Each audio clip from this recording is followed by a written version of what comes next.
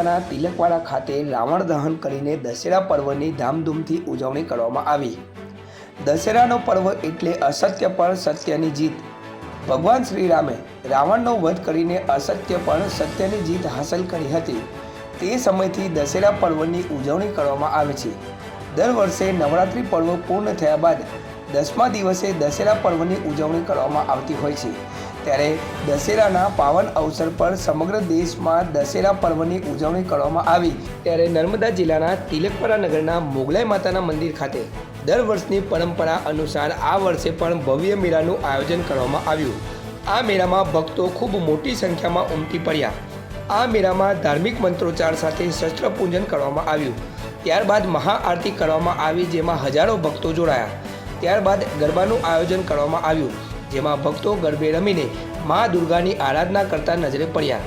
કાર્યક્રમના અંતે તિલકવાડા પીઆઈ એસ.કે. ગામિત તથા તાલુકા ભાજપા પ્રમુખ ગૌરાંગ બારિયાના હસ્તે રાવણ દહન કરીને ભારે ધામધૂમથી દશેરા પર્વની ઉજવણી કરવામાં આવી। વર્ષોથી ચાલી આવતું તિલકવાડા ખાતે આવેલ શ્રી મોગલાઈ માતાજી મંદિરે નવરાત્રિ બાદ 10મા દિવસે અહીંયા મોગલાઈ માતાજીએ તિલકવાડાના સૌ ગામના આગેવાનો ભાવિ ભક્તો દ્વારા ખૂબ સરસ ખૂબ મોટી સંખ્યામાં આરતી કરવામાં આવે છે।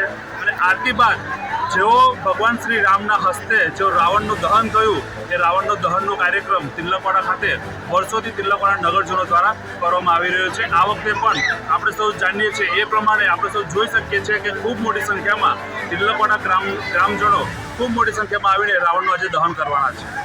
જય શ્રી રામ। અહીંયા આજ રોજ તિલકવાડા ગામે દશેરા પર્વ નિમિત્તે આજે મેળાનું આયોજન થઈ રહ્યું છે।